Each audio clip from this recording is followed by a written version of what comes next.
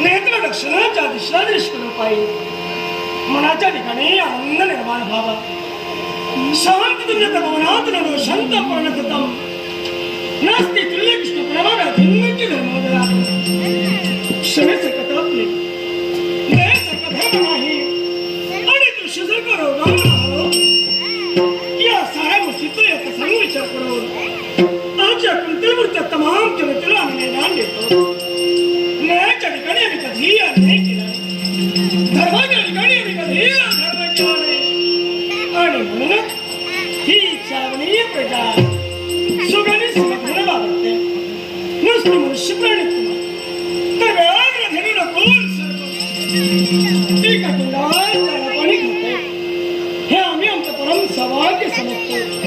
पण भगवान आठवतोय तो प्रसंग शिववेळ शिववेळीचा शुभ मुहूर्त मागण्यात आला.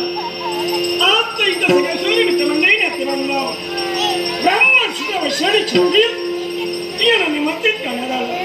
त्या क्षणाला सगळ्यात सिंचनच्या अंगावर होता क्षणी विविध विषयातील शापातकी ब्राह्मणांच्या मतातील शब्द बाहेर पडले. राजकर्ता समाज राजा क्लिंद सारखा राजकर्ता समाज राजा क्लिंद सारखा कानांची दृश्य शांत करायचे शब्द ऐकतात. आमच्या अंगावर रोमांच बनेला. त्या क्षणापासून आम्ही आमच्या मनाच्या ठिकाणी ठाम निर्धार केले की आमच्या सखाने जनतेच्या सुखासाठी आम्ही आमचा आत्मसमर्पण करू.